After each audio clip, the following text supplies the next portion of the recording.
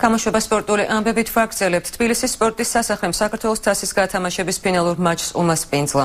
კალათბურთის ფედერაციის მიერ ორგანიზებული ოფიციალურ შეხვედრაში ერთმანეთს შინაგან საქმეთა სამინისტროს აკადემიისა და სპორტის სამინისტროს გუნდები დაუპირისპირდნენ. ორივე გუნდი აღნიშნული ტურნირს გადამწყვეტ მატჩში პირველად თამაშობდა, გუნდები ტიტულის ახალი მფლობელის გამოსავლენად იბრძოდნენ. კალათბურთში საქართველოს თასის ფინალური შეხვედრა კამერულ გარემოში წარიმართა. თუმცა სპორტის სასახლეში შეკრებილი მცირერიცხოვანი გულშემატკივრისთვის არც გუნდებს შეუთავაზებიათ სიმფონიური ნაწარმოები. შინაგან საქმეთა სამინისტროს აკადემიის გუნდმა და ოლიმპმა მატჩი საკმაოდ დაბალი რეზულტატურობით დაიწყეს.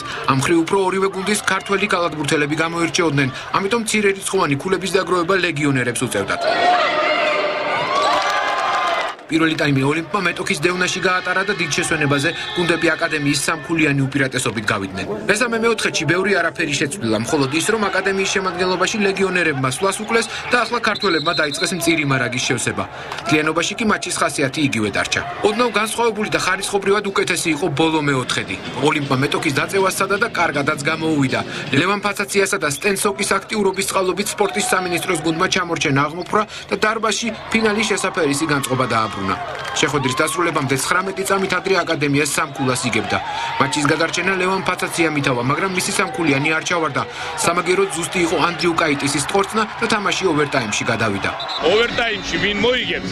ეს არის მხოლოდ იღბალი სპორტული. ნუ რა ვინ უიტყვის, რომ ვინმე რომელიმე გუნდი, რომელიც ფსიქოლოგიურად უკეთ იქნება მომზადებული ტექნიკურად, ტაქტიკურად თუ ფიზიკურად.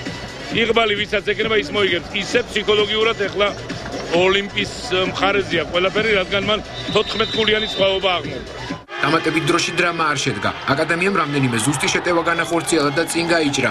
ოლიმპმა გაიბრძოლა, მაგრამ მეტოქისთვის გამარჯვების გამოგლეჯა ვეღარ შეძლო.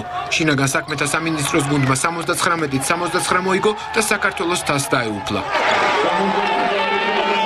გაუმართლად, მე ესე ვიტყოდი, ძალიან რთული სროლები ჩააგდეს და ვერაფერი ვერ შევძელით ამ სროლების წინააღმდეგ რომ გაგვეცებინა და უბრალოდ ფორტუნა მათ ხარეს იყო ეს.